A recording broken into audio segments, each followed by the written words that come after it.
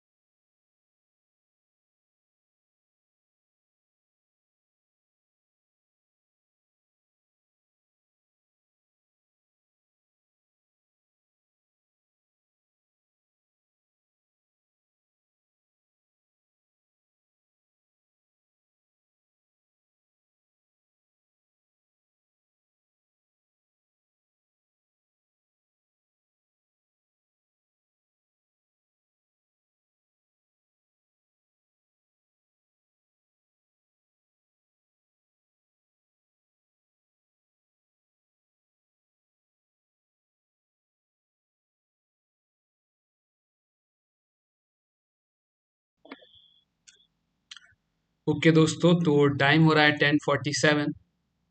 और दोस्तों हम यहाँ पे देखो ट्रेड तो नहीं लेने वाले हैं, क्योंकि इस मंथ हमारा मैक्सिमम ट्रेड जैसा कि मैंने बोला है वन ही रहने वाला है, और कुछ एक्सेप्शन है वो भी मैंने रूल में आपको बताए थे, और इस वीक तो स्पेशली वन ही रहने वाला है दोस्तों। ठीक है, तो यहाँ पे बहुत ही इंपॉर्टेंट चीज पे हम बात करने वाले हैं दोस्तों, ध्यान से सुनना। ठीक है, देखो अगर आप देखोगे ना, मेरा मैं जो है क्लोजिंग लेवल को बहुत इंपॉर्टेंस देता हूँ। ठीक है, मेरे ट्रेडिंग रूल का पार्ट है ना। और यहाँ पे जब मार्केट ओपन हुआ तो मैं कभी भी क्लोजिंग लेवल के अगेंस्ट नहीं जाता हूँ, कब जब इतना कम स्पेस हो कि वहां पे मुझे प्रॉफिट बुकिंग का मौका ही ना मिले। ठीक है, लेकिन दोस्तों लिटरली आज देखोगे अगर, तो मैंने यहाँ पे ट्रेड बनाया। ठीक है, ट्रेड बनाया यहाँ पे, मैंने सोचा, अब क्या सोचा दोस्तों कि हमने अपने रूल को भी ब्रेक कर दिया और यहाँ पे अगेंस्ट भी गए, जिसके कारण कि हमारा एक तो लॉस हुआ, प्लस जो कि हमारा क्लोजिंग लेवल पे एक बहुत अच्छा ट्रेड बनता है वो भी मिस हुआ दोस्तों। प्लस इतना ही नहीं दोस्तों, हम जो है ओवरऑल मोमेंटम है उसके भी अगेंस्ट चल गए दोस्तों। ठीक है, तो दोस्तों ये सिंपल सा रीजन हुआ फोमो के कारण। ठीक है, यहाँ पे दोस्तों अगर आप देखो, हटा देता हूँ मैं,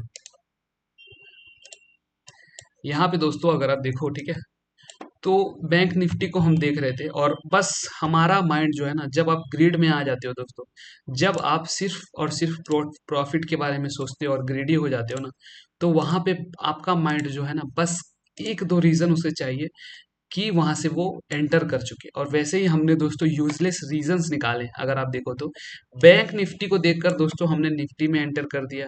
हमारे पास क्लोजिंग लेवल के लिए स्पेस नहीं था, फिर भी हमने एंटर किया दोस्तों।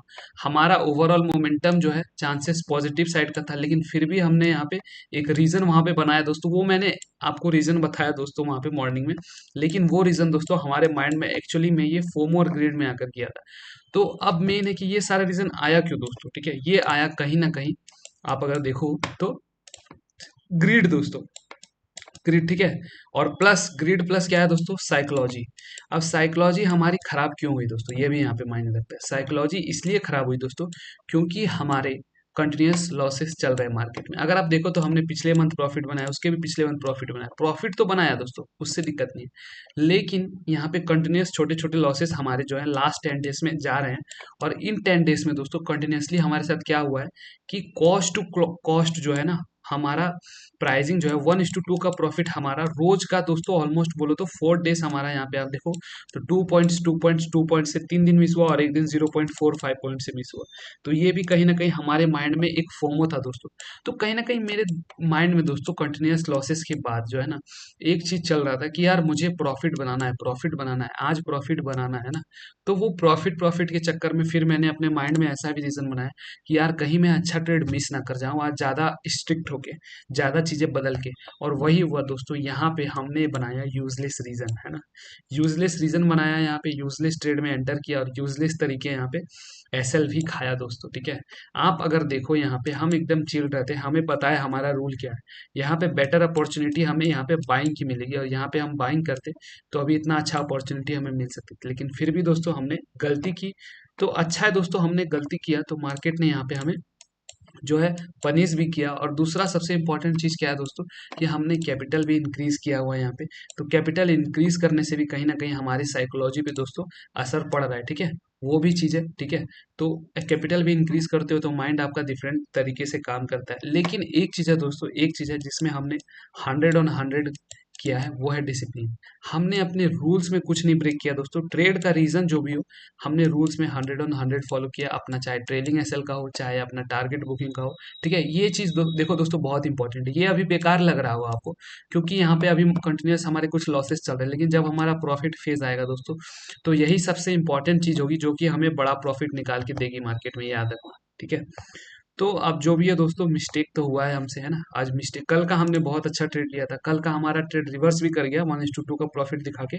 तो उससे हमें कोई दिक्कत नहीं है, दिक्कत हमें बस यहाँ पे है दोस्तों कि हमने यहाँ पे ये चीज़ किया और हमें मार्केट ने पनिश किया। लेकिन ठीक है दोस्तों, इसे आप एक्सेप्ट करो, ठीक है। इसे हम भी जैसे आप भी गलती करते हो तो उसे जितना जल्दी एक्सेप्ट कर लो उतना अच्छा है। इसके लिए मार्केट को ब्लेम मत करो। आप जब मार्केट को ब्लेम करोगे ना दोस्तों, तो क्या होगा कि वहां पे आप ओवर ट्रेड करोगे, फिर आपकी साइकोलॉजी खराब होगी, आप दूसरे ट्रेड में एंटर करने लगोगे, फिर जो जहाँ पे आपका टारगेट बनता है वहां तक के लिए आप वेट नहीं कर पाओगे, है ना। तो सारी चीजें एक साथ खराब हो जाएगी। तो फिर दोस्तों एक बार जब साइकोलॉजी खराब हो जाती है ना, तो उसे बनाना बहुत मुश्किल हो जाता है, याद रखना, है ना। देखो एक चीज मुझे 100% पता है दोस्तों, एक चीज मुझे 100% पता है कि मैं अगर अपने रूल्स को फॉलो करता हूँ 100%, तो मार्केट मुझे at the end of the month पैसा जरूर देगा। ज्यादा से ज्यादा हो सकता है दोस्तों 9 दिन 10 दिन ये लगातार लॉस कर दे, उससे ज्यादा यहाँ पे कुछ नहीं होने वाला है, ठीक है। तो आज का डे हम यहीं पे क्लोज करेंगे दोस्तों, ठीक है। और अपने और देखो, आप कभी कभी एक चीज ये भी कर सकते हो कि आप जब मार्केट में जल्दी आपका ट्रेड बन जाए या जल्दी लॉस हो जाए, तो आप उस दिन थोड़ा चार्ट एनालिसिस कर सकते हो, प्रीवियस चार्ट्स को देख सकते हो अपने स्ट्रेटजीज के अकॉर्डिंग। बार बार आप चार्ट्स को देखोगे दोस्तों, तो कहीं ना कहीं आपके माइंड में ना और भी ज़्यादा कॉन्फिडेंस आएगा सही ट्रेड लेने का, और सही ट्रेड के लिए आप वेट भी कर पाओगे, है ना। कि यहाँ से ये ऐसे नहीं, यहाँ से ज़्यादातर चांसेस है कि यहाँ पे मैं बाई करूंगा, ठीक है। और दोस्तों एक बहुत इंपॉर्टेंट चीज होता है, बहुत इंपॉर्टेंट चीज है आपके माइंड सेट के लिए, वो है 40-60 रूल, ठीक है। अब देखो यहाँ से हमने सेलिंग साइड में चले तो गया, ठीक है, लेकिन आपको सोचना चाहिए था यहाँ से 40% चांसेस है कि यहाँ से ये ऊपर निकलेगा, ठीक है। यहाँ पे 40% चांसेस है कि ये इस लेवल को ब्रेक करेगा, किसको, तो क्लोजिंग पॉइंट को। और 60% चांसेस है क्या, कि यहाँ पे सपोर्ट लेकर के ऊपर निकलेगा। क्यों निकलेगा, क्योंकि एक तो बाइंग साइड में मार्केट ने क्लोजिंग दी है, प्लस आपका मार्केट थोड़ा सा गैप अप खुला है, तो ये सपोर्ट लेवल की एक्ट करता है। सारा सेटअप दोस्तों हमारा फेवरेट सेटअप था, फिर भी यहाँ पे हमने सारे रूल्स को ब्रेक किया और सारी चीजों के अगेंस्ट जाकर किया, ठीक है।